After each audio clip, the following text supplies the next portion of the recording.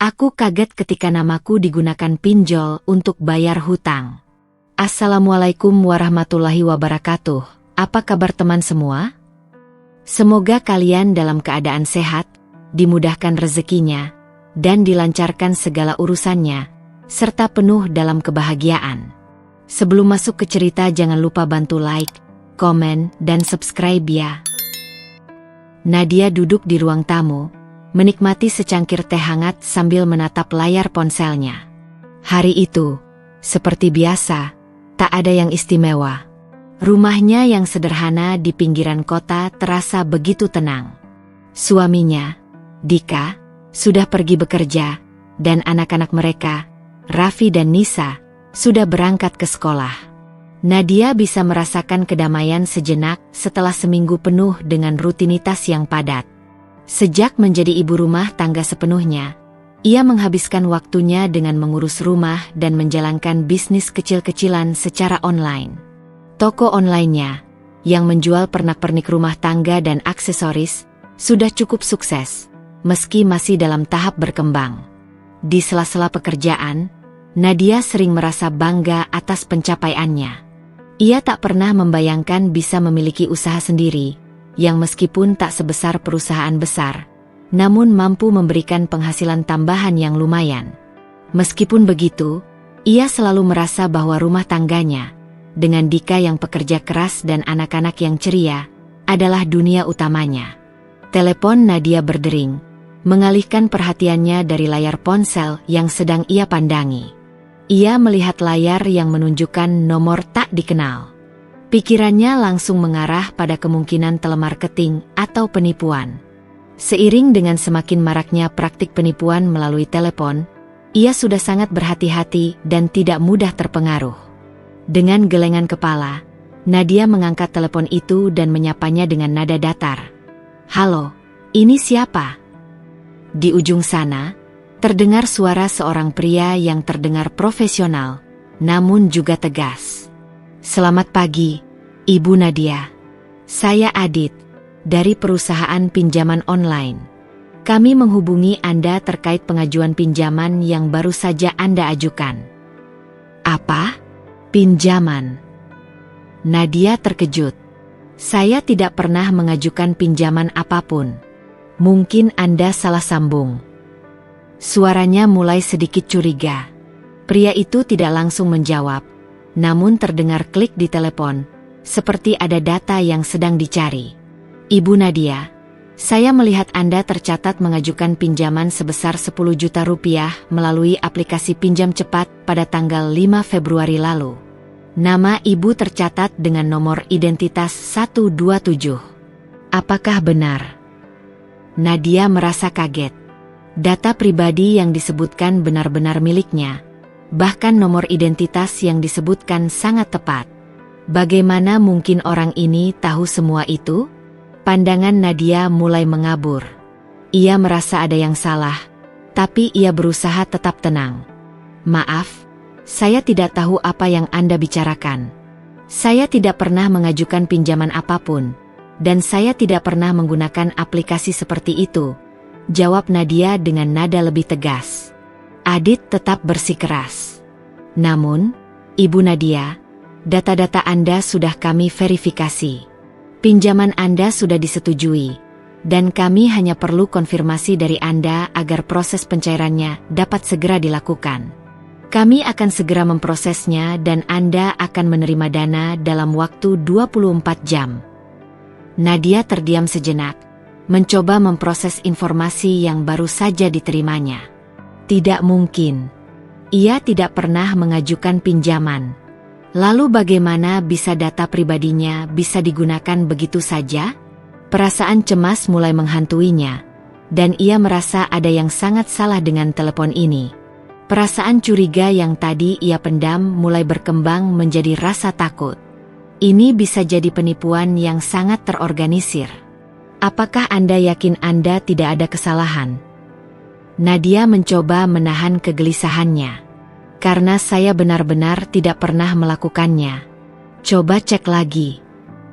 Adit sejenak terdiam, kemudian kembali berbicara dengan nada yang lebih menenangkan. Ibu Nadia, saya mengerti kekhawatiran Anda. Tapi kami sudah memverifikasi semua data dan informasi yang terdaftar. Saya hanya ingin mengingatkan Anda bahwa jika Anda merasa ini adalah hal yang tidak Anda ajukan, Anda bisa langsung menghubungi kami kembali melalui email atau nomor telepon kami yang tertera di situs resmi. Nadia semakin bingung. Ada satu hal yang masih mengganggu pikirannya. Semua data yang disebutkan benar-benar tepat. Tidak mungkin seseorang bisa mendapatkan informasi itu begitu saja, tanpa ada yang menyalahgunakan. Nadia tahu betul bahwa dia tidak pernah mengajukan pinjaman apapun. Tapi bagaimana dengan suaminya, Dika? Apakah dia yang melakukan itu tanpa memberitahunya? Ponselnya terasa semakin berat di tangan. Sebelum ia sempat menjawab lagi, Adit menambahkan, kami akan mengirimkan notifikasi melalui SMS untuk konfirmasi lebih lanjut, Ibu Nadia. Mohon pastikan untuk menanggapinya sesegera mungkin. Tiba-tiba, telepon itu terputus begitu saja, tanpa sempat Nadia mengucapkan kata-kata perpisahan. Dalam kesendiriannya, ia duduk terpaku, pikirannya terjebak dalam kebingungan dan kecemasan. Siapa yang menggunakan data pribadinya untuk pinjaman? Dan mengapa ia merasa begitu takut, seolah-olah ada sesuatu yang sangat besar sedang terjadi di balik layar? Nadia merasa seolah-olah ia telah menjadi bagian dari permainan yang lebih besar dan lebih berbahaya, yang bahkan tidak ia ketahui. Ia bisa merasakan ketegangan yang perlahan merayap masuk ke dalam jantungnya. Dika, kamu tahu tentang ini? Bisiknya pada diri sendiri, meski ia tahu ia belum bisa bertanya apa-apa. Belum, sampai ia bisa memastikan apa yang sebenarnya sedang terjadi. Hari itu, langit terlihat lebih kelabu dari biasanya. Hujan rintik-rintik turun sejak pagi, menambah suasana hati Nadia yang sudah muram. Ia baru saja menurunkan telepon dari nomor tak dikenal yang tadi menghubunginya. Pikiran tentang percakapan itu terus mengusik pikirannya. Dan ia tidak bisa berhenti bertanya-tanya apakah ada yang sedang disembunyikan dari dirinya. Meskipun suaminya, Dika, belum pulang, Nadia merasa semakin cemas. Apa yang sebenarnya terjadi? Sesampainya di rumah, Nadia terkejut ketika melihat sebuah amplop besar tergeletak di meja makan. Amplop putih itu tertera tulisan, "Penting, surat penagihan," dengan huruf besar yang menonjol. Tanpa berpikir panjang, ia segera mengambil surat itu dan membaca isinya. Nomor pinjaman, 10 juta rupiah, jangka waktu, 12 bulan, tertunggak pembayaran sebesar 4.500.000 rupiah, harap segera melakukan pembayaran untuk menghindari tindakan lebih lanjut. Denda akan dikenakan sesuai dengan ketentuan yang berlaku. Nadia terdiam, lidahnya keluh. Surat itu datang dari sebuah lembaga penagihan yang tidak ia kenal. Dan yang membuatnya semakin terkejut adalah jumlah pinjaman yang tercantum dalam surat tersebut. Ia merasa tubuhnya kaku, seperti dibekukan oleh ketakutan yang mendalam. Tidak mungkin, pikirnya. Ini bukan pinjamannya. Ia jelas-jelas tidak pernah mengajukan pinjaman apapun. Tapi kenapa surat ini bisa datang ke rumahnya? Pikirannya berputar-putar. Kebingungan dan ketakutan mulai merayapi setiap sudut pikirannya. Apakah ini ada hubungannya dengan telepon dari pinjam cepat beberapa hari lalu? Bagaimana mungkin pinjaman sebesar itu bisa mengatasnamakan dirinya? Nadia duduk terdiam di kursi makan, memandangi surat itu dengan penuh kekhawatiran. Tak lama, ponselnya berdering. Ternyata, itu adalah telepon dari Dika. Dengan hati-hati, Nadia mengangkat telepon itu. "Halo, Dika. Ada yang aneh di sini." Suara Nadia terdengar cemas. "Tadi aku dapat surat dari debt collector. Mereka bilang ada pinjaman yang belum aku bayar." Dika terdiam sejenak. Suara di ujung sana terdengar panik. "Pinjaman? Pinjaman apa?" Ini yang membuatku bingung, Dika. Aku tidak pernah mengajukan pinjaman apapun. Nadia bisa merasakan ketegangan dalam suaranya. Tapi surat ini datang ke rumah kita. Dan itu bukan hal yang bisa dianggap enteng. Ada nomor pinjaman, jumlah yang harus dibayar, bahkan ada nama lembaga penagihan yang belum pernah aku dengar. Dika mendesah. Tenang, sayang. Ini pasti hanya kesalahan sistem dari mereka. Aku sudah dengar tentang hal seperti ini. Banyak yang menggunakan data orang tanpa izin. Kesalahan sistem. Nadia membalas dengan nada meragukan. Kamu yakin? Semua data yang mereka sebutkan, nomor identitas, nama, semuanya benar. Ini bukan hal yang bisa dianggap sepele. Dika menenangkan. Sudah, jangan khawatir. Aku akan urus ini. Kalau perlu aku akan telepon pihak mereka dan beri penjelasan. Ini cuma kesalahan teknis. Mungkin ada orang yang tidak bertanggung jawab yang menggunakan data kita.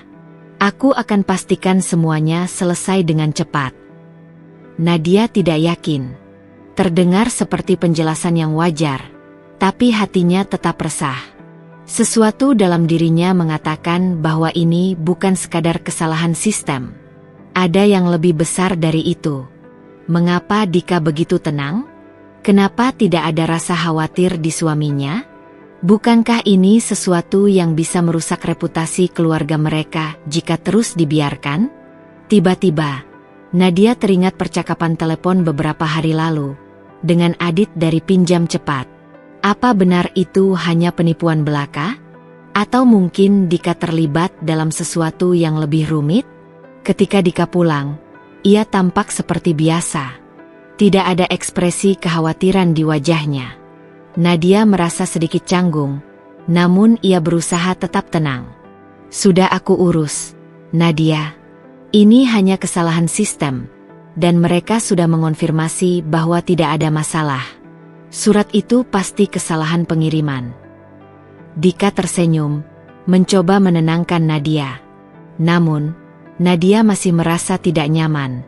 Ada perasaan tak enak yang terus mengusik hatinya. Dan itu semakin menguatkan kecurigaannya. Tapi kenapa kamu begitu yakin ini hanya kesalahan sistem? Tanya Nadia, dengan nada yang lebih serius. Dika menjawab dengan lebih dingin. Sudah, jangan khawatir. Aku yang akan urus ini. Aku sudah bicara dengan mereka, dan mereka pastikan tidak ada masalah. Meskipun Dika meyakinkan, hati kecil Nadia tetap tak tenang. Perasaan khawatirnya semakin menguat. Ia mencoba mencari informasi lebih lanjut mengenai pinjaman online dan lembaga penagihan yang disebut dalam surat itu. Setiap pencarian di internet hanya menambah kecemasannya. Banyak cerita tentang pinjaman bodong yang menggunakan data pribadi tanpa izin, dan begitu banyak korban yang terjebak dalam utang tanpa sadar. Ia mulai merasa terjebak dalam pusaran yang semakin sulit untuk dipahami. Tak lama setelah itu, Nadia mendengar ponsel Dika berdering. Ternyata, ada panggilan masuk dari nomor yang tidak dikenal. Dika melihat sebentar dan mengangkat teleponnya. Nadia memperhatikan dengan seksama ekspresi wajah suaminya yang tiba-tiba berubah menjadi lebih serius. Ia mendekat, sedikit khawatir. Dika, siapa itu? Dika terdiam sejenak, lalu menjawab singkat. Hanya pihak bank, sayang. Tidak ada yang perlu kamu khawatirkan. Namun, Nadia merasakan ada sesuatu yang lebih dari itu. Sesuatu yang disembunyikan, entah dari siapa. Ia semakin merasa terperangkap dalam kabut ketidakpastian ini. Malam itu, udara terasa semakin dingin. Hujan yang tak kunjung reda hanya menambah kegelisahan yang membebani dada Nadia. Ia duduk di ruang tamu, menatap layar ponselnya dengan tatapan kosong. Meski Dika sudah mencoba meyakinkannya beberapa kali bahwa masalah dengan surat penagihan itu hanya kesalahan teknis, hatinya tidak bisa tenang. Terlebih lagi setelah beberapa kali ia mencoba untuk mencari tahu lebih lanjut, semakin banyak ketidakjelasan yang ia temui. Namun, malam itu, sesuatu yang lebih mengganggu terjadi. Nadia membuka aplikasi perbankan di ponselnya. Seperti biasa, Ia memeriksa saldo untuk memastikan segala sesuatunya terkendali. Ia ingin memastikan tidak ada transaksi yang mencurigakan, terlebih setelah surat penagihan itu datang ke rumahnya. Saat ia membuka halaman utama rekeningnya, Nadia langsung merasa ada yang janggal. Saldo rekeningnya tampak jauh lebih sedikit daripada yang ia ingat. Ada potongan yang cukup besar, sekitar 5 juta rupiah, yang tidak ia ingat pernah ia transfer. Tanpa berpikir panjang, ia langsung membuka rincian transaksi terbaru. Darahnya seolah membeku ketika ia melihat transaksi yang tercatat dalam beberapa hari terakhir. Ada transferan sebesar 5 juta rupiah yang masuk ke rekeningnya, namun hanya dalam hitungan jam, uang itu langsung berpindah lagi, keluar dari rekeningnya dan ditransfer ke rekening dengan nama yang tidak dikenalnya. Nama penerima itu pun tidak pernah ia dengar sebelumnya. Siapa ini? Gumam Nadia pelan, menatap angka yang tertera di layar. Rekening tujuan transfer tersebut memiliki nomor yang panjang dan tampaknya tidak terdaftar di bank umum manapun. Nama penerima yang tercatat pun hanya berupa inisial yang tidak bisa ia hubungi langsung. Jantung Nadia berdebar kencang. Ia merasakan ketakutan yang lebih dalam menyelimutinya. Perasaan yang tadi sempat ia coba sembunyikan kini muncul kembali. Ia merasa ada sesuatu yang salah, sangat salah, dengan semua ini. Ini bukan sekadar masalah pinjaman atau penipuan biasa. Ada orang lain yang tahu banyak tentang hidupnya, tentang rekeningnya, tentang keuangannya, bahkan mungkin lebih dari itu. Dengan tangan yang sedikit gemetar, Nadia membuka layar pencarian di ponselnya, mencari tahu lebih lanjut tentang rekening yang menerima transfer tersebut. Namun, meskipun ia mencari dengan cermat, tidak ada informasi yang relevan. Rekening itu tampaknya bukan rekening pribadi yang umum digunakan orang, melainkan lebih kepada akun yang berkaitan dengan lembaga keuangan ilegal atau sistem pembayaran yang sulit ditelusuri. Semakin gelisah, Nadia memutuskan untuk membuka rekening suaminya, Dika, dan memeriksa transaksi di sana. Ia berharap menemukan petunjuk lebih lanjut, apa yang sebenarnya terjadi di balik semua ini. Ketika ia membuka aplikasi perbankan Dika, ia terkejut menemukan bahwa ada beberapa transaksi besar yang sama, transfer masuk dan keluar dalam waktu singkat, ke rekening yang sama dengan yang tercatat di rekeningnya. Hatinya semakin berdebar. Apa ini? Apa yang terjadi pada kita? Pikir Nadia. Jika Dika juga terlibat, mengapa dia tidak memberitahunya? Mengapa dia begitu tenang seolah-olah tidak ada yang salah? Namun, di tengah kebingungannya, Nadia ingat akan sebuah hal yang penting. Ia harus mencari tahu lebih banyak tentang lembaga atau orang yang berada di balik transaksi-transaksi ini. Jika ini terkait dengan pinjaman online yang tak pernah ia ajukan, ada kemungkinan besar ini adalah bagian dari penipuan yang lebih besar. Orang-orang yang mengoperasikan sistem ini tidak hanya mencuri data pribadi, tetapi mungkin juga menggunakan rekening mereka untuk menyembunyikan jejak-jejak transaksi yang mencurigakan. Ia mengambil ponselnya lagi dan mengetikkan beberapa kata kunci di mesin pencari. Rekening transfer tidak dikenal, pinjaman online bodong, dan penipuan transfer dana ilegal. Dalam beberapa detik, hasil pencarian memunculkan artikel-artikel yang memperingatkan tentang modus penipuan yang semakin berkembang, di mana rekening orang lain digunakan untuk memindahkan uang secara ilegal, atau lebih buruk lagi, untuk mencuci uang. Nadia merasa seperti ada sesuatu yang menekan dadanya. Semua bukti yang ada, meskipun samar, menunjukkan bahwa dia sedang terjebak dalam lingkaran penipuan yang lebih besar dari yang ia bayangkan. Namun, satu hal yang ia tidak mengerti, siapa yang melakukan ini? Siapa yang memiliki akses ke rekeningnya, bahkan rekening suaminya? Tanpa bisa menahan kekhawatirannya lagi, Nadia memutuskan untuk bertindak. Ia mulai menghubungi bank, bertanya tentang rincian transaksi yang mencurigakan. Namun, jawaban yang ia terima dari pihak bank hanya membuatnya semakin bingung. Mereka mengonfirmasi adanya transaksi yang keluar dari rekeningnya, namun mereka tidak dapat memberikan banyak informasi lebih lanjut, selain menyarankan untuk segera melaporkan ke pihak berwajib. Itu berarti penyelidikan yang lebih dalam harus dilakukan.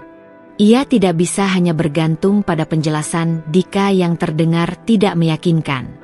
Nadia memutuskan untuk menyelidiki lebih lanjut, melacak aliran uang dan mencoba mencari tahu siapa yang ada di balik semua ini.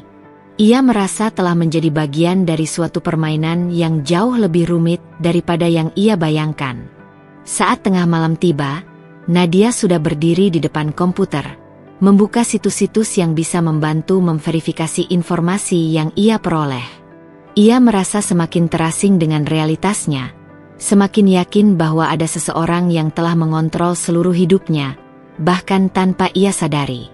Tiba-tiba, ponselnya berdering lagi. Kali ini, itu adalah pesan dari Dika. Nadia, aku sudah berbicara dengan pihak bank. Ini hanya masalah teknis. Jangan khawatir. Aku akan mengurus semuanya. Tapi, di balik pesan itu, ada sesuatu yang membuat Nadia semakin gelisah. Kenapa Dika selalu berusaha menenangkan? Seolah-olah dia tahu lebih banyak daripada yang ia katakan? Apakah Dika terlibat dalam semua ini? Pagi itu, Nadia merasa tubuhnya terasa lelah meskipun ia baru saja bangun. Tidur semalam tak memberikan ketenangan, malah semakin memperburuk kegelisahannya. Ia duduk di meja makan, memandangi secangkir kopi yang sudah mulai dingin, tapi pikirannya berkelana jauh. Perasaan cemas yang sejak kemarin menghantui semakin menguat, terutama setelah menemukan rekening yang aneh dan transfer yang tidak terduga. Ada sesuatu yang besar sedang terjadi, dan Nadia merasa ia mulai menggali lubang dalam hidupnya yang lebih dalam dari yang ia duga. Namun, ada satu hal yang kini semakin jelas dalam benaknya. Sesuatu yang terlupakan beberapa waktu lalu. Sebuah detail kecil yang bisa jadi menjadi kunci untuk memecahkan semua kebingungannya. KTP-nya. Ia mengingat saat itu, beberapa bulan lalu, saat Riko, sahabat suaminya, meminta bantuannya untuk mengurus dokumen asuransi. Riko sedang kesulitan karena dokumennya belum lengkap, dan ia butuh KTP untuk pengurusan polis asuransi yang harus segera diajukan. Tanpa berpikir panjang, Nadia meminjamkan fotokopi KTP-nya kepada Riko, mengingat mereka sudah lama berteman dan ia merasa tidak ada masalah. Ah, iya, KTP. Nadia terkejut sendiri ketika kenangan itu muncul begitu jelas dalam pikirannya. Bagaimana bisa ia begitu ceroboh? Mengapa ia tidak berpikir untuk meminta fotokopi KTP itu kembali setelah urusan asuransi selesai? Mereka memang sudah berteman lama, dan Riko adalah orang yang cukup dipercaya. Namun, kini perasaan ragu itu muncul. Bagaimana bisa ia begitu mudah menyerahkan identitas pribadinya tanpa mempertimbangkan risiko yang mungkin terjadi? Jika KTP-nya digunakan untuk sesuatu yang tidak dia ketahui, apakah Riko benar-benar tidak menyalahgunakan data itu? Nadia merasa ada yang salah dengan situasi ini. Tidak hanya sekadar transaksi mencurigakan di rekeningnya, tapi juga fakta bahwa ia kini sadar KTP-nya bisa jadi telah digunakan untuk hal-hal yang tak pernah ia duga. Ia mulai menyelidiki lebih dalam. Ia memutuskan untuk memeriksa dokumen-dokumen yang ada di rumah dan mencari tahu apakah KTP-nya masih ada di tempat yang semestinya. Dengan hati-hati, Nadia membuka lemari arsip yang sudah lama tidak ia sentuh. Di dalamnya ada tumpukan dokumen dan surat-surat penting, namun tidak ada tanda-tanda fotokopi KTP yang ia pinjamkan kepada Riko. Ia teringat saat ia memberikan KTP-nya dulu, namun tak ada catatan atau bukti bahwa ia pernah meminjamkan dokumen itu. Semuanya berantakan, dan ia mulai merasa terperangkap dalam kebingungannya sendiri. Dengan rasa khawatir yang semakin mendalam, Nadia kembali membuka ponselnya dan mencoba menghubungi Riko. Ia menunggu beberapa detik hingga telepon itu tersambung, namun nada sambungnya terasa semakin lama. Ketika akhirnya Riko mengangkat, suaranya terdengar terburu-buru. Nadia, ada apa? Kenapa telepon pagi-pagi? Aku ingin tanya soal KTP yang pernah aku pinjamkan ke kamu. Masih ada kan? Nadia menanyakan dengan hati-hati, berusaha menjaga nada suaranya tetap tenang meski ia merasa gelisah. Riko terdiam sejenak sebelum menjawab. "Oh, itu. Iya, masih ada kok. Kenapa? Ada masalah?" Nadia bisa merasakan ada yang aneh dengan cara Riko menjawab. Suaranya terdengar terkesan menghindar, tidak seperti biasanya. Biasanya, Riko akan lebih santai menjawab, tetapi kali ini ada ketegangan yang jelas terdengar. "Riko, aku perlu KTP itu, secepatnya. Aku merasa ada yang tidak beres. Kalau kamu sudah pakai untuk urusan lain, aku butuh untuk cek." Nadia mencoba menjelaskan dengan hati-hati, meskipun ia merasa ragu, karena rasa curiga mulai menyelimuti dirinya. Riko tampak semakin terburu-buru. "Nadia, aku akan cari dulu, nanti aku kabari. Aku agak sibuk sekarang. Jangan khawatir, semua baik-baik saja kok." Sebelum Nadia bisa mengajukan pertanyaan lebih lanjut, telepon itu terputus begitu saja. Nadia memandangi ponselnya dengan perasaan cemas. Kenapa Riko bersikap begitu? Apa yang sedang dia sembunyikan?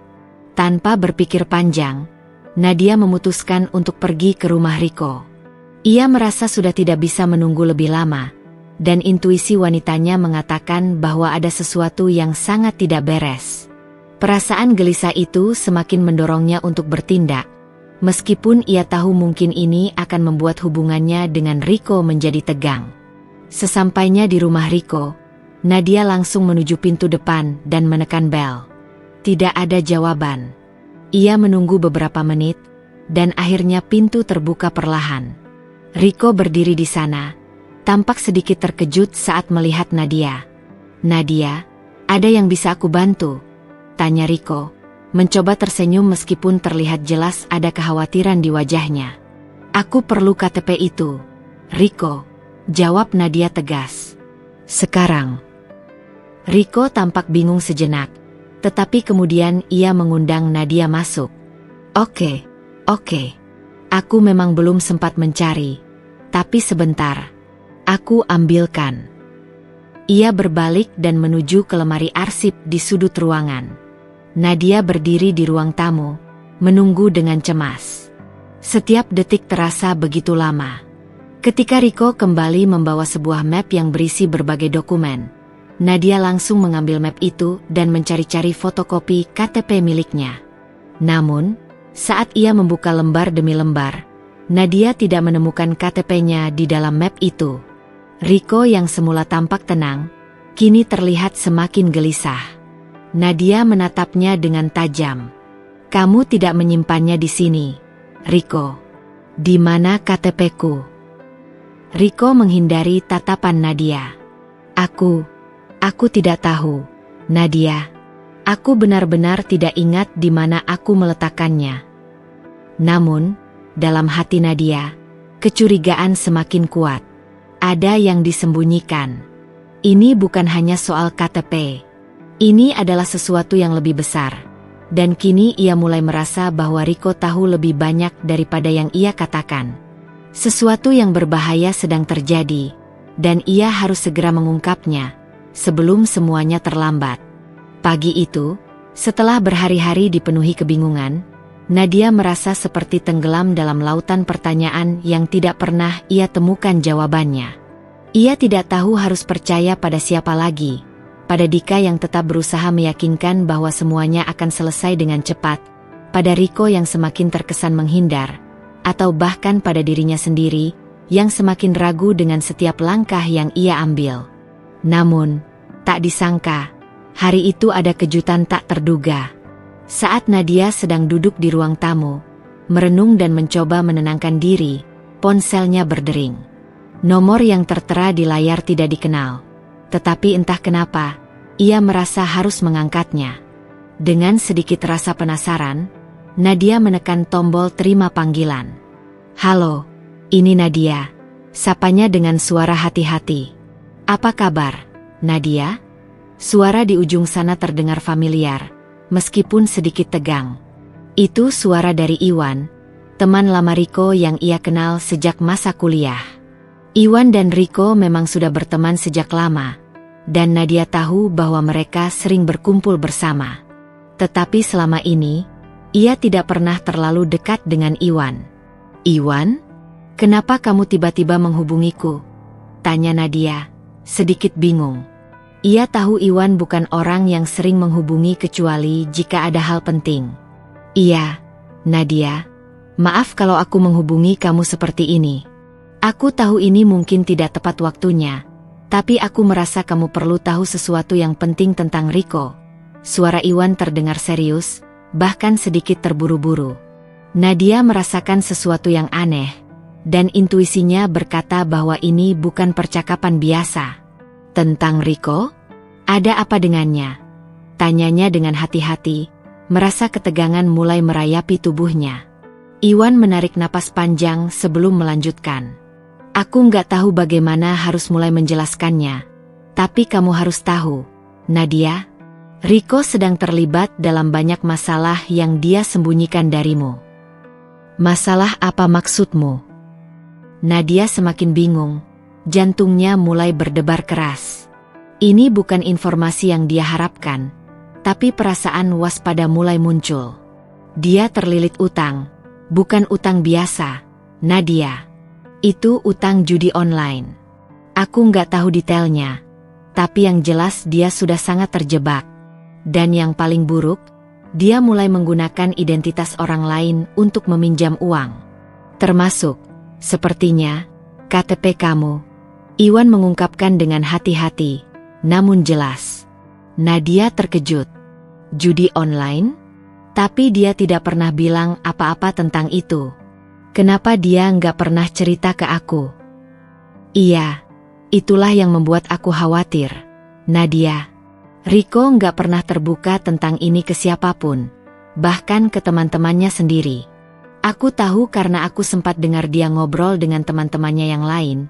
Mereka bilang dia udah banyak berhutang dan sekarang terjerat dengan pinjaman online yang dia nggak bisa bayar. Masalahnya, dia nggak bisa keluar dari lingkaran ini. Dan aku khawatir dia menggunakan KTP kamu untuk meminjam uang tanpa kamu tahu. Jantung Nadia terasa berhenti sejenak. Ini semua mulai terasa sangat nyata, dan semakin mencekam. Tapi, kenapa dia nggak memberitahuku? Aku kan istri dia. Kenapa dia harus sembunyi-sembunyi seperti ini? Nadia bertanya dengan suara yang hampir putus asa. Iwan tidak menjawab langsung. Sebaliknya, ia justru berkata lebih lanjut. Aku nggak tahu, Nadia. Mungkin dia malu, atau mungkin dia terlalu terjerat dalam masalahnya sendiri. Tapi yang jelas, kalau kamu nggak hati-hati, semua ini bisa berbalik menyerangmu. Pinjaman-pinjaman itu, utang judi yang makin menumpuk, itu bisa jadi masalah besar. Nadia menggigit bibirnya, menahan rasa frustrasi. Semua yang baru saja Iwan katakan mengonfirmasi ketakutannya. Ternyata, semua yang terjadi selama ini, mulai dari surat penagihan hingga masalah rekening, berhubungan langsung dengan Riko. Entah bagaimana, utang judi online yang ia sembunyikan telah merembet ke dalam hidupnya, dan kini ia terjebak dalam situasi yang tak bisa keluar. Lebih parah lagi, identitasnya, bahkan identitas suaminya, kini menjadi bagian dari kebohongan yang mengancam masa depan mereka. Setelah beberapa saat terdiam, Nadia akhirnya bertanya dengan suara yang lebih tegas. Apa yang harus aku lakukan sekarang, Iwan? Aku tidak tahu harus mulai dari mana. Riko terus saja menyembunyikan semua ini dariku. Iwan menjawab dengan suara penuh penyesalan. Aku nggak bisa banyak bantu, Nadia. Tapi yang bisa aku sarankan adalah, kamu harus bicara langsung sama Riko. Jangan diamkan ini. Kalau kamu nggak ambil tindakan sekarang, masalah ini bisa semakin besar dan berakhir lebih buruk. Mendengar kata-kata Iwan membuat hati Nadia semakin berat. Tapi, dalam hatinya, ia tahu ia tidak bisa lagi menunggu atau mencari alasan. Ia harus menghadapi Riko. Dia harus mengetahui kebenarannya. Ini bukan hanya soal uang atau pinjaman. Ini tentang kepercayaan yang telah dikhianati. Terima kasih, Iwan, jawab Nadia. Suaranya terdengar lebih pasti. Aku harus bicara langsung dengan Riko. Sekarang juga. Setelah menutup telepon, Nadia menatap layar ponselnya dengan perasaan campur aduk. Ia merasa seolah-olah kehidupannya terbalik dalam semalam. Semua kebohongan, semuanya yang selama ini disembunyikan, kini mulai terungkap satu persatu. Dan ia tahu, satu-satunya cara untuk menghadapinya adalah dengan berbicara langsung dengan Riko.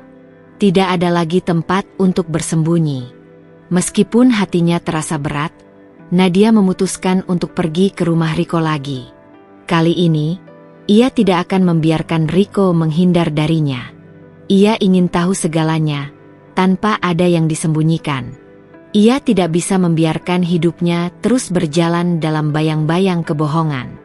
Saat ia melangkah keluar rumah, langit tampak semakin mendung, dan hujan mulai turun deras lagi, seolah turut merasakan kegelisahannya. Namun, Nadia tahu satu hal, ia harus berani untuk menghadapi kenyataan, meskipun itu mungkin akan lebih menghancurkan daripada apa yang ia bayangkan. Hujan yang sejak siang tadi turun semakin deras, seolah mencerminkan kegelisahan yang melanda hati Nadia.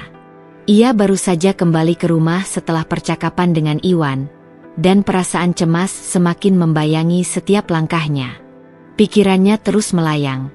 Terbayang wajah Riko yang semakin sulit ditemui dan dijangkau. Ia merasa seolah terperangkap dalam permainan yang tidak ia pahami, dan tak ada jalan keluar. Namun, hari itu ternyata menyimpan ketegangan yang lebih besar lagi. Nadia sedang duduk di ruang tamu, menatap layar ponsel, mencoba menghubungi Dika yang sepertinya semakin menghindar. Panggilannya tidak pernah dijawab, dan pesan-pesan yang ia kirimkan seakan tenggelam dalam keheningan. Suasana rumah yang biasanya hangat kini terasa kaku dan menyesakkan. Tiba-tiba, suara ketukan keras terdengar dari depan pintu. Nadia yang terkejut segera berdiri dan melangkah ke pintu. Ia tidak mengharapkan siapapun, apalagi dengan hujan yang deras seperti itu. Ketukan itu semakin keras dan mendesak, seakan memaksa. Dengan ragu, Nadia membuka pintu. Di luar, ada 3 pria yang berdiri dengan wajah datar, mengenakan jaket hitam dan topi yang menutupi sebagian wajah mereka. Nadia merasa ada yang tidak beres, dan perasaan tak enak semakin menguat. "Saya Nadia," ucap Nadia dengan suara yang sedikit gemetar. "Ada apa?" Salah satu pria di depan pintu, yang lebih tua dari yang lainnya, melangkah maju. Ia memandang Nadia dengan tatapan tajam. "Kami dari perusahaan pinjaman online. Kami datang untuk menyelesaikan masalah atas nama Anda," katanya dengan suara yang rendah dan tegas. Nadia mengerutkan kening. "Masalah? Pinjaman? Saya tidak tahu apa yang Anda bicarakan." Perasaan tidak enak semakin kuat di dadanya. "Saya tidak pernah mengajukan pinjaman." Pria itu tidak banyak bicara. Ia membuka map yang dibawanya dan mengambil sebuah dokumen, lalu memperlihatkan selembar kontrak pinjaman yang tertera nama Nadia. Mata Nadia menelusuri dokumen itu dengan cepat. Ia melihat angka pinjaman yang sangat besar, dan yang lebih mencengangkan, ada tanda tangan yang jelas mirip dengan tanda tangan miliknya. "Tanda tangan ini milik Anda, bukan?" tanya pria itu, menunggu respons dari Nadia. Nadia terdiam. Sejenak, matanya tertuju pada tanda tangan yang tercetak di dokumen itu. Tidak mungkin. Ia tidak pernah menandatangani apapun yang berhubungan dengan pinjaman. Jantungnya berdegup kencang. "Itu bukan tanda tangan saya. Saya tidak pernah menandatangani pinjaman apapun," jawabnya dengan nada tegas, meski suaranya terdengar kurang meyakinkan. Pria itu menatapnya dengan tajam. "Kami punya bukti, Ibu Nadia. Kontrak ini sudah disetujui, dan kami punya rekaman pengajuan pinjaman dari Anda." Pria itu kemudian mengeluarkan sebuah ponsel dan memutar sebuah video yang menunjukkan seseorang yang mirip dengan Nadia sedang mengisi formulir online dan menyetujui persyaratan pinjaman. Tapi, Nadia bisa merasakan ada yang janggal. Video itu buram, dan wajah orang dalam video itu tak sepenuhnya jelas. Itu bukan saya. Nadia hampir berteriak, tapi ia berusaha menahan emosi. Saya tidak pernah mengajukan pinjaman apapun, dan saya tidak mengenal perusahaan ini. Pria itu tetap tenang, meskipun nada suaranya semakin keras.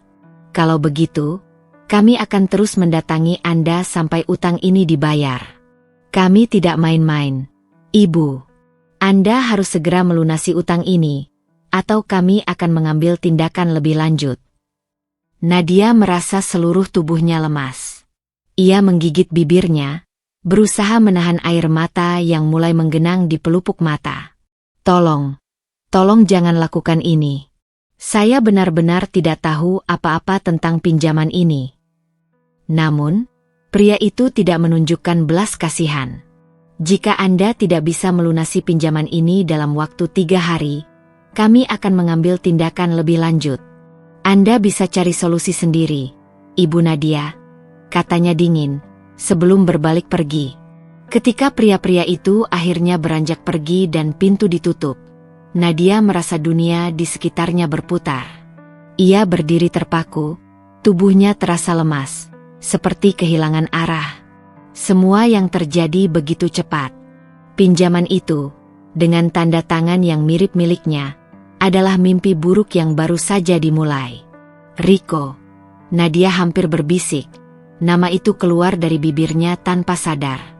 Tidak mungkin Rico tidak terlibat dalam ini.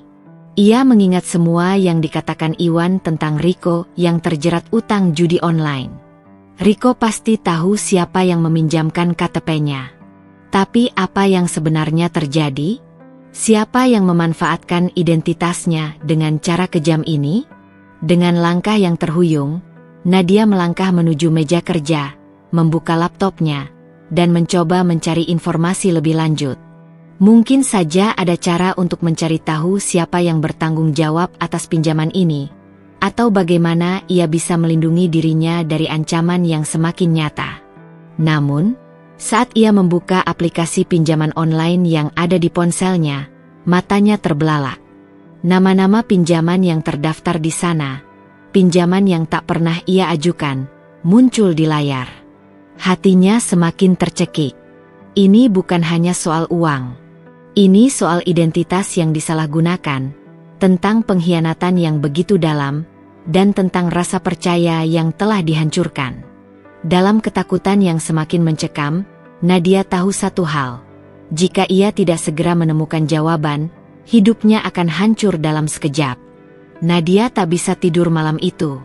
Pikirannya dipenuhi dengan bayang-bayang pria-pria yang datang ke rumahnya, ancaman yang mereka bawa, dan kontrak pinjaman yang seharusnya tidak ada dalam hidupnya. Setiap kali ia memejamkan mata, ia teringat pada dokumen yang menunjukkan tanda tangan yang mirip miliknya dan video buram yang memperlihatkan seseorang mengajukan pinjaman atas namanya. Namun yang lebih mengganggu adalah nama yang terus berputar dalam pikirannya, Rico. Satu-satunya orang yang tahu betul tentang KTP-nya. Rico, sahabat suami yang bahkan seperti keluarga sendiri. Apa mungkin Rico terlibat dalam semua ini? Pagi itu, Nadia memutuskan untuk bertemu dengan Rico. Tidak ada lagi ruang untuk keraguan. Ia harus mendengarnya langsung dari mulutnya. Dengan langkah cepat, Nadia melangkah menuju rumah Rico, yang tidak terlalu jauh dari rumah mereka. Hujan yang masih turun membuat suasana semakin gelap, seolah mendukung perasaan hampa yang ia rasakan. Sesampainya di rumah Rico, ia mengetuk pintu dengan keras. Tidak ada jawaban. Ia mengetuk lagi, lebih keras kali ini. Pintu akhirnya terbuka, dan di baliknya berdiri Rico dengan wajah yang tampak terkejut, seolah tidak mengharapkan kedatangannya. "Nadia, kenapa kamu datang pagi-pagi begini?" tanya Rico dengan nada bingung, meski ekspresinya terlihat sedikit gelisah. "Tanya kenapa aku datang ke sini, Rico. Kamu tahu kenapa? Apa yang kamu lakukan dengan nama dan KTP aku?" Nadia tak bisa lagi menahan emosi yang memuncak. Suaranya terdengar tegang, penuh amarah yang sulit dibendung. Riko terdiam sesaat, lalu mencoba tersenyum, senyum yang terasa dipaksakan. Nadia, kamu ngomong apa sih? Aku nggak ngerti maksudmu. Jangan pura-pura nggak tahu. Nadia hampir berteriak. Aku sudah mendapat ancaman dari orang-orang itu. Mereka bawa kontrak pinjaman atas nama aku, dan tanda tangan yang mirip dengan milikku. Aku juga sudah cek rekeningku. Ada mutasi yang gak aku kenal. Itu semua ada hubungannya dengan kamu, kan? Riko tampak terkejut. Namun sebentar kemudian, ia kembali mencoba menenangkan Nadia dengan cara yang sangat berbeda dari biasanya. Nadia, kamu jangan berpikir aneh-aneh. Aku nggak tahu apa-apa soal itu.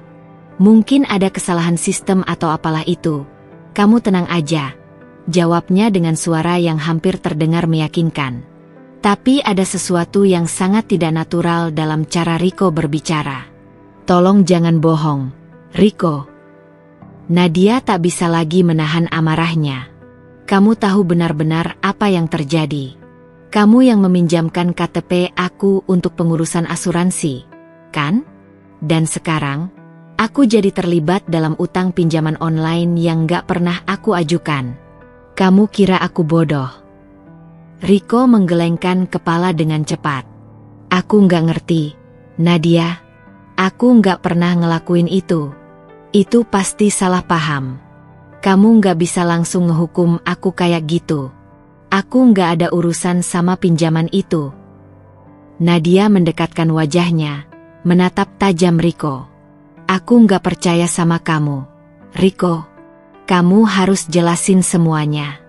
Apa yang terjadi sama mutasi rekeningku?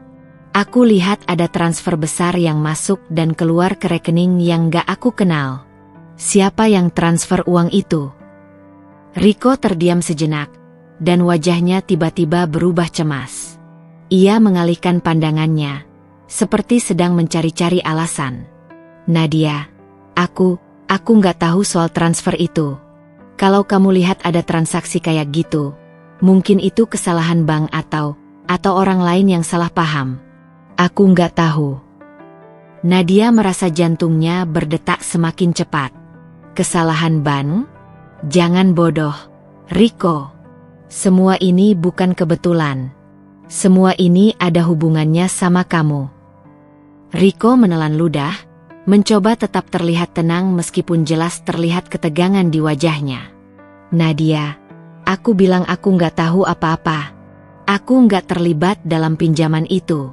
Kamu harus percaya, aku nggak ada hubungan dengan masalah ini. Nadia bisa merasakan kebohongan itu. Semua perkataan Riko terasa hampa. Matanya yang menghindar, cara dia menyembunyikan sesuatu. Semua itu semakin memperkuat keyakinannya bahwa Riko terlibat lebih dalam dari yang ia sangka. Tapi ada satu hal yang lebih menyakitkan. Riko berani menafikan semuanya di depan wajahnya. Dengan tangan yang gemetar, Nadia mengeluarkan ponselnya dan membuka bukti mutasi rekening yang ia temukan. Lihat, ini bukti transferan itu, Riko. Dan yang lebih parah, ini rekaman video dari orang yang mengajukan pinjaman atas nama aku. Ini bukan salah paham, kan? Riko menatap layar ponsel Nadia sejenak, dan sepertinya ia mulai kehilangan kendali. Ekspresinya berubah gelisah. Ia mencoba menangkupkan tangannya di wajah, tapi tidak ada yang bisa menyembunyikan kebenaran yang sudah terungkap di depan Nadia. Aku nggak bisa jelasin sekarang, Nadia, kata Riko, suaranya mulai terbata-bata. Ini semua lebih rumit dari yang kamu kira. Aku nggak tahu harus ngomong apa. Nadia merasakan sakit yang begitu dalam. Semua kata-kata itu seperti pengkhianatan yang lebih tajam dari pisau. Jadi kamu memang terlibat, kan? Kamu yang bikin hidupku hancur dengan semua kebohongan ini. Nadia hampir menangis, tapi ia menahan air matanya. Riko, kamu sudah menghancurkan segalanya. Kenapa kamu nggak bilang dari awal kalau ada masalah? Riko menarik napas panjang, dan wajahnya akhirnya menunjukkan kelelahan yang mendalam. Nadia, maaf, aku terpaksa. Semua ini bukan karena aku mau. Tapi aku nggak bisa keluar dari utang-utang ini. Aku terjebak. Suasana menjadi sangat hening setelah pengakuan Riko itu. Nadia merasa seluruh dunia seakan runtuh di sekelilingnya. Dalam hatinya, ia tahu sekarang bahwa Riko telah mengkhianatinya dengan cara yang sangat dalam. Tapi lebih dari itu, ia tahu bahwa masalah ini jauh lebih besar daripada yang ia bayangkan. Nadia merasa seperti ada beban berat yang menghempaskan pundaknya setelah percakapan dengan Riko. Kepercayaan yang pernah ia beri kepada sahabat suaminya kini hancur berantakan.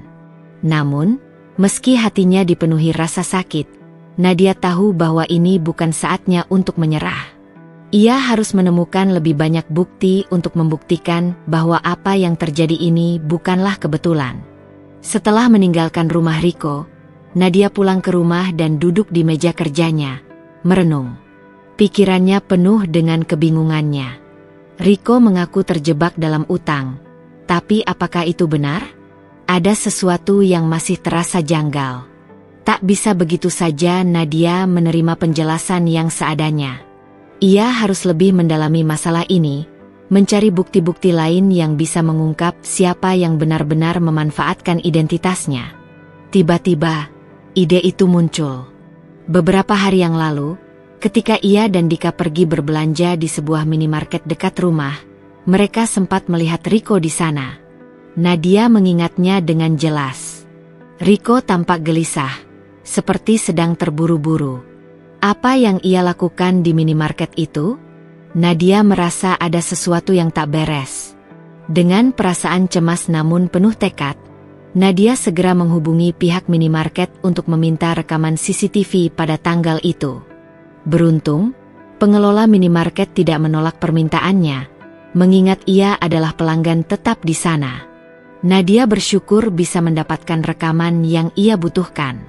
Setelah beberapa saat menunggu, pengelola minimarket akhirnya mengirimkan rekaman CCTV tersebut melalui email. Nadia membuka file tersebut dengan tangan gemetar. Ia mengamati gambar dengan seksama, hingga akhirnya matanya tertuju pada satu momen yang mengiris hatinya. Di rekaman itu, terlihat dengan jelas Riko, mengenakan jaket hitam dan topi, memasuki minimarket pada sore hari. Ia berjalan tergesa-gesa menuju bagian barang-barang elektronik, lalu mengambil beberapa barang berharga, sebuah ponsel terbaru dan beberapa gadget kecil yang sepertinya cukup mahal. Tanpa basa-basi, Riko menuju ke konter kasir.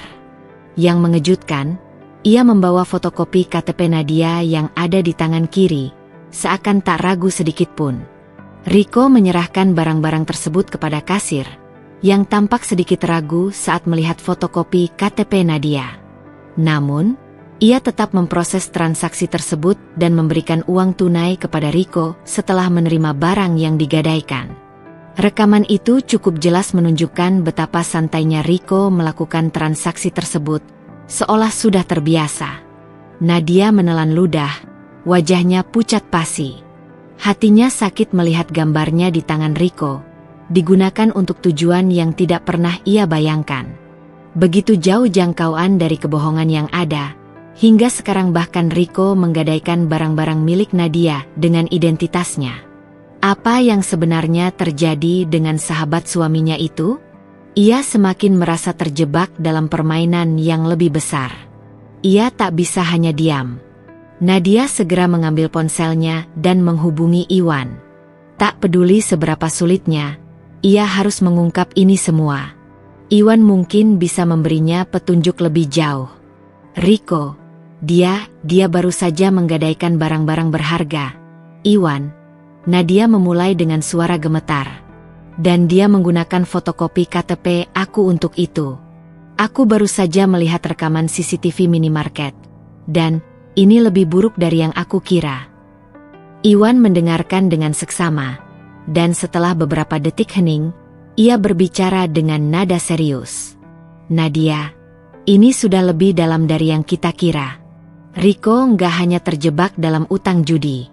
Dia bahkan sampai pakai identitas orang lain untuk menutupi jejaknya.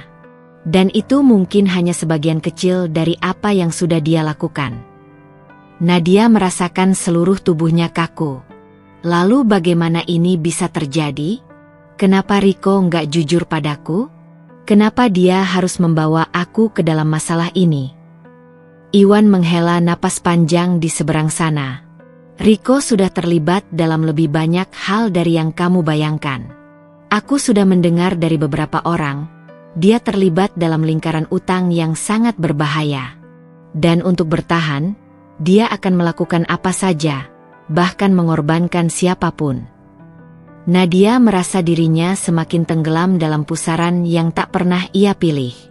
Selama ini, ia hanya ingin hidup damai bersama suami dan anak-anaknya. Namun, sekarang identitasnya sudah disalahgunakan, dan ia terperangkap dalam dunia yang tidak ia kenal. Setiap langkahnya kini terasa semakin berat, dan semakin jelas bahwa ia harus menghadapi kenyataan pahit ini, entah apapun risikonya. Iwan, aku butuh bantuannya. Aku nggak bisa keluar dari ini sendiri, Nadia berkata, suara lembut namun penuh ketegasan. Kita harus mengungkap semuanya. Aku harus tahu siapa yang ada di balik semua ini. Iwan mengangguk meskipun tidak bisa terlihat. Aku akan bantu. Kita akan cari tahu siapa yang ada di belakang Riko. Jangan khawatir, Nadia. Kamu nggak sendirian. Setelah menutup telepon, Nadia duduk terdiam, memandangi rekaman CCTV yang kini tersimpan di layar ponselnya. Apalagi yang akan dia temui setelah ini? Siapa yang akan terungkap di balik tabir kebohongan ini? Namun, satu hal yang jelas dalam benaknya. Apapun yang terjadi, ia tidak akan membiarkan dirinya terus terperangkap dalam permainan kotor ini. Ia akan mencari tahu kebenaran, tak peduli seberapa sulit atau berbahaya jalan yang harus dilaluinya. Setelah pertemuan yang penuh ketegangan dengan Iwan, Nadia merasa tercekik dengan kenyataan. Setiap langkahnya menuju kebenaran seakan diselimuti kabut tebal, dan perasaan terperangkap semakin menyesakan. Namun, ia tidak bisa mundur. Ia sudah terlalu jauh berada di jalur ini, dan jalan satu-satunya adalah menghadapi kenyataan yang ada. Pagi itu, Nadia memutuskan untuk berbicara dengan Riko sekali lagi. Ia harus mendengar penjelasan dari mulutnya sendiri, tanpa ada lagi kebohongan. Hatinya sudah terlalu berat, dan ia ingin mendapatkan jawaban yang jelas. Setelah meneleponnya, akhirnya mereka sepakat untuk bertemu di sebuah kafe yang tidak terlalu ramai, agar bisa berbicara dengan tenang.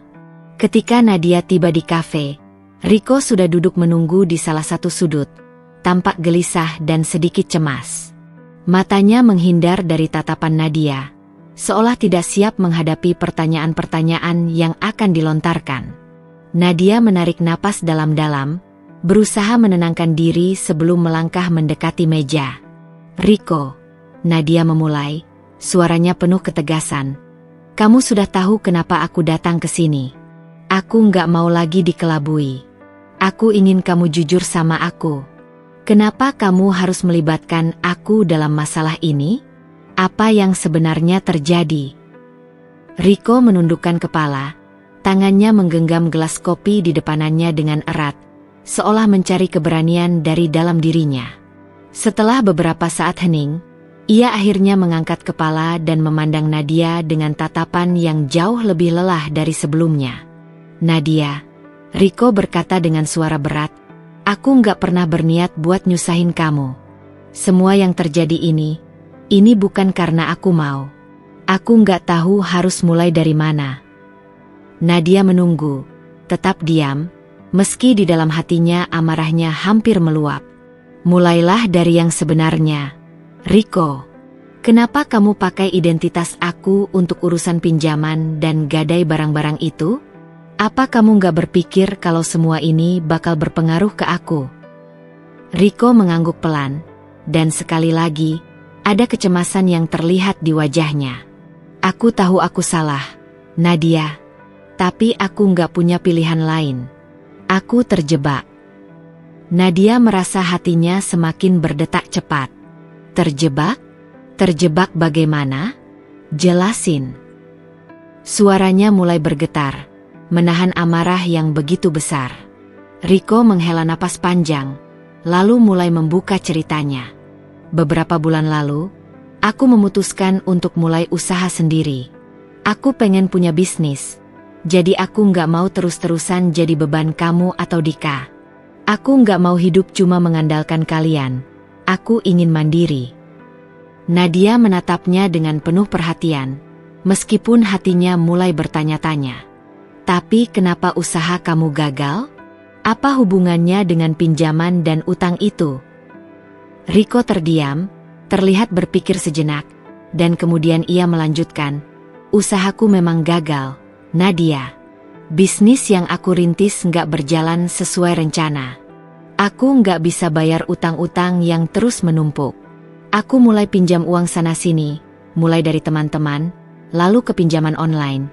Sampai akhirnya, aku pakai KTP kamu untuk ngajuin pinjaman, karena aku nggak bisa lagi pakai identitasku. Aku pikir, kalau aku bisa dapat uang cepat, aku bisa bayar utang-utang itu dan mulain lagi usaha.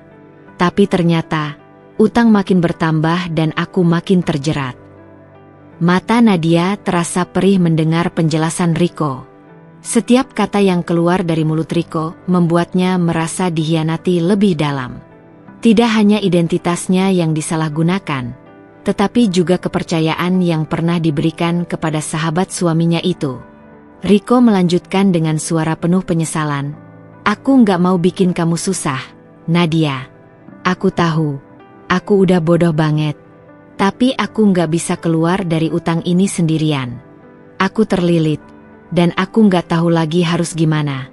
Aku nggak mau kamu tahu, karena aku nggak mau kamu merasa terbebani. Aku nggak mau kamu jadi bagian dari masalah ini. Nadia merasa hatinya bimbang. Sebagian dirinya merasa kasihan dengan Riko yang terjebak dalam lingkaran utang yang tak terputuskan. Namun sebagian besar dirinya merasa sangat dikhianati. Bagaimana bisa seseorang yang begitu dekat dengan keluarganya bisa melakukan hal seperti ini? Menyalahgunakan identitas orang lain demi mendapatkan uang dan mencoba menutupi masalahnya dengan kebohongan. Jadi kamu pikir kamu bisa terus bohongin aku dengan alasan ini? Nadia bertanya, suaranya menggetar. Kamu pikir ini akan selesai begitu saja dengan kamu bilang gak mau membebani aku? Semua yang terjadi ini karena kamu gak pernah jujur dari awal. Kenapa kamu gak ngomong sama aku sejak awal kalau kamu ada masalah? Kenapa kamu harus bawa aku ke dalam semua kebohongan ini? Riko menundukkan kepala. Wajahnya semakin pucat. Aku gak tahu apa yang harus aku katakan lagi. Nadia, aku bingung. Semua ini cuma karena aku gak mau kamu susah. Aku tahu aku salah. Tapi sekarang, aku cuma punya dua pilihan. Kamu atau uang. Nadia terdiam, tak bisa memproses kata-kata Riko seketika. Dua pilihan? Apa maksudnya? Apa maksudmu dengan dua pilihan itu, Riko? Riko mengangkat kepala dan menatap Nadia dengan tatapan yang penuh penyesalan, tetapi juga penuh ketegangan. Aku harus segera bayar utang-utang ini. Kalau enggak, mereka akan datang lebih keras lagi. Mereka nggak main-main. Dan aku tahu, kalau aku nggak bisa bayar, aku akan kehilangan semuanya. Aku harus pilih, Nadia. Kamu atau uang ini. Aku nggak tahu bagaimana cara keluar dari sini. Nadia merasa dunia seakan berputar lebih cepat. Ia tak pernah membayangkan Riko, yang dulunya selalu terlihat kuat, kini berada dalam dilema seberat itu. Namun, di saat yang sama, ia tahu bahwa ini bukan sekadar masalah utang. Ini lebih dalam. Riko telah mengorbankan kepercayaan mereka, dan sekarang ia harus memilih, melanjutkan hubungan ini, atau mengakhiri semuanya demi kebaikan dirinya sendiri dan keluarganya. Aku nggak tahu, Riko, kata Nadia dengan suara rendah, penuh kebingungan. Aku nggak tahu lagi harus pilih apa. Saat itu, Nadia menyadari betapa rumitnya hidup mereka. Semua pilihan terasa penuh dengan pengorbanan, dan setiap keputusan yang diambil akan menentukan arah hidupnya selanjutnya. Namun satu hal yang jelas, dalam dunia yang penuh kebohongan ini, tidak ada pilihan yang benar-benar mudah. Hari itu, Nadia merasa semakin terpojok dalam situasi yang semakin membingungkan dan membuatnya semakin lelah. Setelah pertemuan dengan Riko, ia berharap segalanya bisa mulai terungkap, dan masalah ini bisa diselesaikan dengan cara yang lebih baik. Namun, kenyataan malah memberikan pukulan lain yang tak terduga. Setelah percakapan dengan Riko, berita tentang utang-utang yang menggunakan identitasnya semakin menyebar, dan akhirnya sampai ke telinga keluarga Riko. Nadia tidak tahu harus bagaimana lagi untuk menjelaskan dirinya, sebab semua orang yang seharusnya mendukungnya malah mulai menuduhnya. Pagi itu, tiba-tiba, ponselnya berdering. Ternyata itu adalah telepon dari Ibu Riko, ibu mertuanya, yang sangat jarang menghubunginya kecuali ada hal penting. Nadia merasa cemas, tapi mengangkatnya juga. Suara Ibu Riko di ujung sana terdengar penuh amarah, tidak seperti biasanya. "Nadia, kamu dengar apa yang terjadi sama anak kami?" Suara Ibu Riko terdengar memanas. "Kamu sudah tahu semua ini, kan? Kenapa kamu nggak bantu dari awal? Kenapa kamu diam saja?" Nadia terkejut dan merasakan dadanya sesak. "Apa maksud ibu?" Jawabnya, berusaha menahan emosi. "Aku sudah berusaha membantu Riko, ibu. Tapi kenapa sekarang malah aku yang disalahkan?" Ibu Riko mendesah dengan nada frustrasi. "Kamu itu istri Dika. Kamu nggak lihat apa yang terjadi? Kalau dari awal kamu mau bantu, Riko nggak akan terpaksa pakai cara-cara itu. Sekarang lihat, dia terjerat pinjaman karena tidak ada yang peduli padanya. Kamu harusnya tahu betapa berat beban yang dia tanggung. Kalau kamu lebih perhatian, mungkin semua ini nggak akan terjadi." Nadia merasa dunia seakan runtuh di hadapannya. "Aku nggak tahu kalau Riko sampai seperti ini. Kalau aku tahu, tentu aku akan bantu. Tapi, ibu, dia sudah bohong dari awal. Dia nggak pernah bilang soal masalahnya dengan utang judi. Semua masalah ini karena dia sendiri." Namun, Ibu Riko tetap tidak mau menerima penjelasan Nadia. "Semua ini terjadi karena kamu tidak pernah mengerti situasi Riko. Kamu dan Dika terlalu sibuk dengan hidup kalian sendiri, tanpa peduli dengan apa yang sedang terjadi di luar sana. Riko hanya berusaha melindungi kalian, tapi kamu malah menyalahkan dia. Kamu, Nadia, yang membuat semuanya semakin buruk." Kata-kata itu semakin menusuk hati Nadia. Dia merasa sangat kecewa dan bingung. Riko, yang seharusnya mengakui kesalahannya, malah mencoba mengalihkan semua kesalahan kepada dirinya. Bahkan keluarga Riko yang seharusnya mendukungnya, justru menganggapnya sebagai penyebab masalah ini. Telepon itu berakhir dengan suara Ibu Riko yang marah dan penuh kebencian. Nadia pun menutup telepon dengan rasa hampa. Perasaan sesak yang semula ia tahan, kini merambat hingga ke seluruh tubuhnya. Apa yang harus ia lakukan? Kenapa justru ia yang disalahkan dalam masalah ini? Hari-hari berikutnya menjadi semakin berat. Keluarga Riko terus menghubunginya, bahkan dengan kata-kata yang lebih menyakitkan. Mereka terus-menerus menyudutkannya, seolah-olah dia yang menyebabkan semua ini. Dika, suaminya, yang sudah tahu situasinya, mencoba untuk berbicara dengan keluarganya, tetapi tak ada yang mau mendengarkan. Riko pun, meski sempat merasa bersalah, malah cenderung menyalahkan Nadia atas apa yang terjadi. Ia merasa kalau Nadia mau lebih peduli, semuanya tidak akan menjadi seperti ini. Nadia merasa seperti berada di tengah-tengah dua kekuatan yang saling tarik-menarik. Satu sisi, keluarganya yang semakin menjauh darinya dan mulai memandangnya dengan sebelah mata. Di sisi lain, suaminya, Dika, yang sudah terbuka tentang masalah keuangan mereka, namun tetap merasa bingung harus bagaimana untuk menyelesaikan situasi yang semakin runyam ini. Riko, yang harusnya menjadi pihak yang paling bertanggung jawab, malah terus mencari cara untuk menghindari tanggung jawabnya.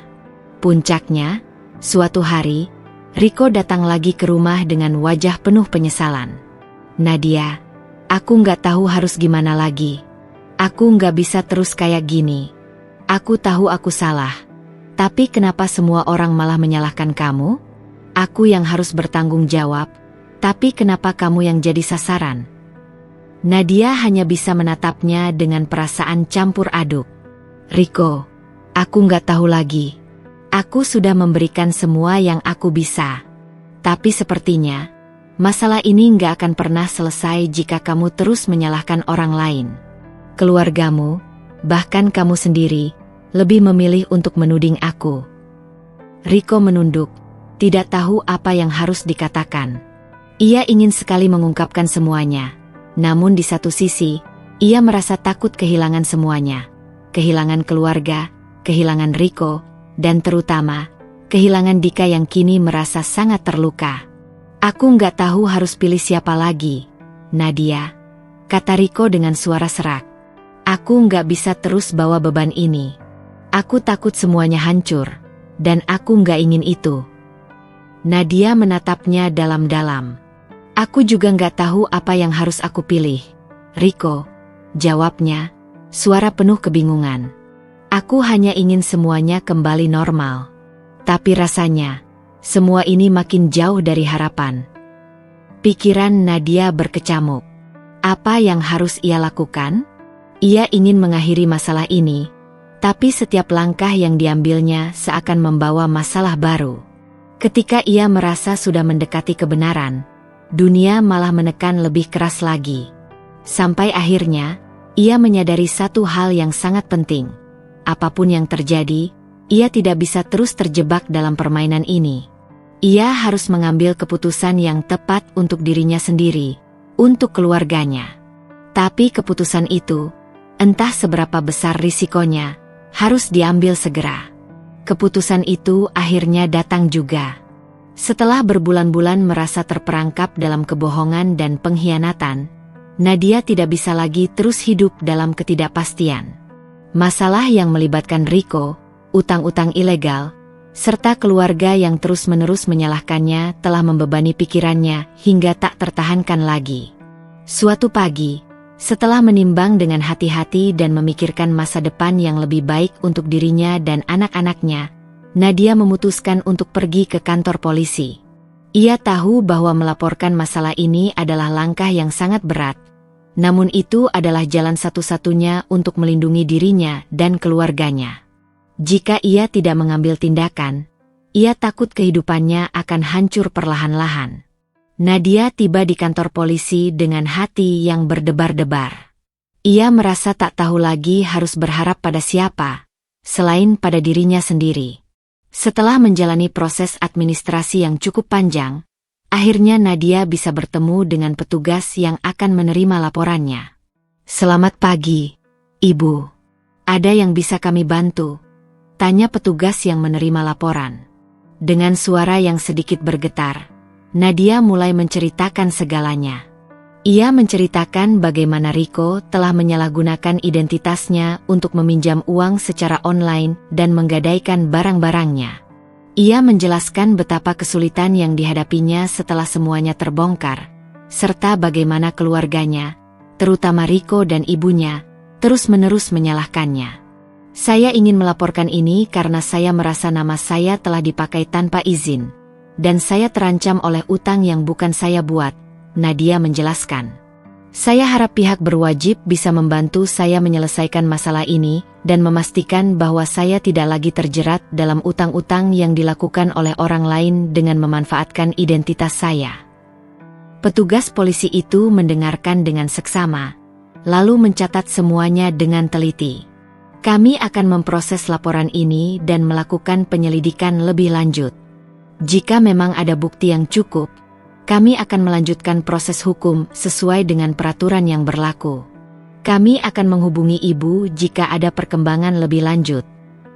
Setelah selesai memberikan laporan, Nadia merasa sedikit lega. Meskipun perasaan takut dan cemas masih mengganggu pikirannya, ia tahu bahwa langkah ini adalah yang terbaik untuk melindungi dirinya dan masa depannya. Namun, masalahnya tidak berhenti sampai di sana. Nadia tahu bahwa keputusan terbesar yang harus ia ambil adalah masalah rumah tangganya. Setelah lama berpikir, berbulan-bulan dihantui rasa sakit dan kekecewaan, ia merasa bahwa perceraian adalah jalan yang harus ia pilih. Kepercayaan yang hancur, kebohongan yang terus-menerus diterima, serta pengkhianatan yang dilakukan oleh suaminya, Dika, yang tidak bisa mengendalikan masalah ini, membuat Nadia merasa bahwa ia tidak bisa lagi terus berada dalam hubungan ini. Pagi itu juga, Nadia memutuskan untuk menemui pengacaranya. Ia menyampaikan niatnya untuk menggugat cerai. "Saya ingin mengajukan perceraian," ujar Nadia dengan tegas di hadapan pengacaranya. "Saya sudah mencoba segalanya, tapi tidak ada perubahan. Saya tidak bisa terus berada dalam hubungan ini, apalagi dengan segala kebohongan dan pengkhianatan yang terjadi." Pengacaranya, seorang wanita berpengalaman, mengangguk dan mulai menjelaskan prosedur perceraian.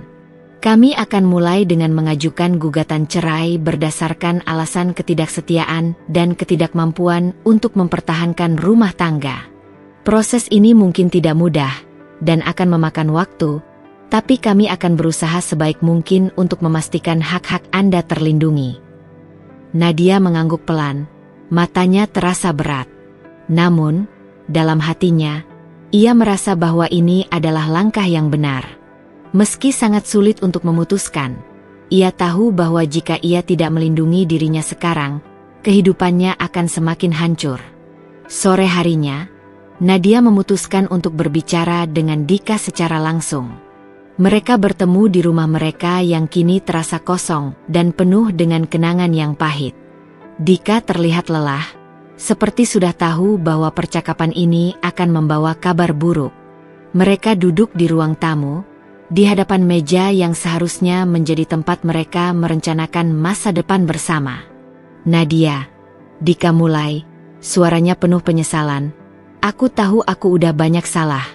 Aku nggak tahu harus ngomong apa lagi. Aku minta maaf, bener-bener minta maaf." Nadia menatap Dika dengan mata yang penuh luka. "Dika, aku sudah cukup mendengar kata-kata maaf. Tapi kata-kata itu nggak bisa menghapus kenyataan yang sudah terjadi. Kamu tahu apa yang sudah aku alami, kan? Aku nggak bisa terus hidup dengan kebohongan. Aku nggak bisa terus bertahan dalam pernikahan ini kalau kamu terus menyembunyikan kenyataan." Dika terlihat semakin cemas. "Tapi, Nadia, kita sudah melewati begitu banyak hal bersama. Aku janji akan berubah. Aku nggak akan buat kamu kecewa lagi." Nadia menundukkan kepala, mencoba menahan air mata yang hampir tumpah. "Aku nggak bisa lagi mempercayai kata-kata kamu, Dika. Aku nggak bisa lagi hidup dalam bayang-bayang kebohongan ini. Aku memutuskan untuk mengajukan cerai." Dika terdiam sejenak, tak bisa berkata apa-apa. Wajahnya berubah pucat, seolah-olah kata-kata itu menghantamnya dengan keras. "Kamu serius?" tanyanya. Suaranya hampir tak terdengar. Nadia mengangguk dengan tegas. "Ya, aku serius. Aku harus menyelamatkan diri aku sendiri, Dika. Aku harus keluar dari semua ini, demi aku dan anak-anak." Dika hanya bisa menunduk, tidak tahu lagi harus berkata apa. Wajahnya penuh penyesalan, tetapi tak ada yang bisa mengubah keputusan Nadia. Perceraian itu akhirnya dimulai, dan meskipun berat, Nadia merasa sedikit lega. Tidak ada lagi kebohongan, tidak ada lagi bayang-bayang utang dan pengkhianatan. Kini, ia bisa mulai membangun hidupnya kembali, dengan harapan bahwa ia akan lebih kuat dan lebih bijaksana dalam menghadapi dunia yang penuh ketidakpastian ini. Meskipun proses perceraian itu masih panjang dan penuh dengan tantangan, Nadia tahu satu hal, ia tidak akan pernah menyerah untuk mendapatkan kembali kendali atas hidupnya. Proses hukum berjalan dengan lambat, Namun Nadia merasa semakin mantap dengan setiap langkah yang diambilnya. Setiap kali ia melihat surat-surat pengadilan yang datang, ia merasa seolah-olah dunia mulai bergerak kembali ke arah yang benar. Meski hati kecilnya masih merasa berat, ada sedikit kelegaan setiap kali ia melihat bukti bahwa ia sedang berjuang untuk kebebasan, bukan hanya untuk dirinya, tetapi untuk masa depannya. Di tempat kerja, Nadia mulai kembali fokus.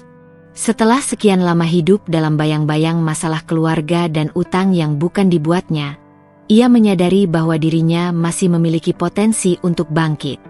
Ia mulai bekerja lebih keras, menyusun rencana bisnis baru, dan memantapkan langkah-langkah kecil menuju kehidupan yang lebih baik. Sebagai seorang pengusaha, ia tahu bahwa jalan ini tidak akan mudah, tapi dia sudah terbiasa menghadapi tantangan dalam dunia bisnis. Kali ini, tantangan itu datang dalam bentuk yang berbeda, masalah pribadi yang harus diselesaikan dengan kekuatan mental. Setiap hari, Nadia berjuang untuk membersihkan namanya. Ia menghubungi berbagai lembaga yang terlibat dalam masalah pinjaman online yang melibatkan Rico, dan meskipun tidak mudah, ia berhasil menghapus nama baiknya dari daftar hitam pinjaman ilegal. Ada saat-saat di mana ia merasa lelah, di tengah malam yang sunyi, tetapi ketika ia melihat progres kecil setiap harinya, ia merasa semangatnya pulih kembali. Ketika keputusan perceraian resmi dikeluarkan, Nadia merasakan beban berat yang terangkat. Ia telah membuat pilihan yang benar. Meski penuh dengan kesedihan, proses perceraian itu menjadi titik awal bagi Nadia untuk menemukan dirinya kembali. Ia merasa diberi kesempatan untuk memulai babak baru dalam hidupnya, tanpa adanya kebohongan yang mengekang atau utang yang membebani. Dika, meskipun terus berusaha menghubunginya dan meminta maaf, tidak lagi bisa menghalangi langkah Nadia. Ia sudah memilih untuk menyelamatkan dirinya, tidak hanya dari beban hukum, tetapi juga dari rasa sakit emosional yang telah berlarut-larut. Pada akhirnya, Dika menerima keputusan itu, meskipun hatinya hancur. Ia tahu bahwa Nadia berhak untuk mencari kebahagiaannya sendiri. Bulan-bulan berlalu, dan hidup Nadia mulai menunjukkan perubahan yang lebih baik. Ia menemukan kedamaian dalam dirinya, meskipun ada kalanya kenangan buruk menghampiri, tetapi kali ini ia bisa menghadapinya dengan lebih tenang. Tidak ada lagi ketakutan akan penagihan utang atau ancaman dari orang lain. Ia telah berhasil menuntaskan masalah itu, dan nama baiknya perlahan kembali pulih. Pada suatu malam, setelah menyelesaikan laporan keuangan untuk bisnisnya, Nadia duduk di balkon rumah kecil yang kini terasa lebih nyaman. Angin malam berhembus lembut, membawa kesejukan. Di hadapannya, bintang-bintang mulai terlihat jelas di langit yang gelap. Nadia menarik napas dalam-dalam. Ia menatap langit yang penuh bintang itu dengan senyuman tipis. Ia tahu, perjalanan ini belum sepenuhnya berakhir, tetapi ia telah menemukan kekuatan untuk bangkit. Nama baiknya, yang sempat tercoreng oleh utang yang tidak ia buat, kini kembali bersih. Dan lebih dari itu, ia telah menemukan keberanian untuk melanjutkan hidupnya, meskipun penuh tantangan. Ini adalah awal baru, bisiknya pada dirinya sendiri, awal yang lebih baik. Nadia mengingat kembali semua air mata dan malam-malam panjang yang ia lewati, namun kini air mata itu tak lagi menyakitkan.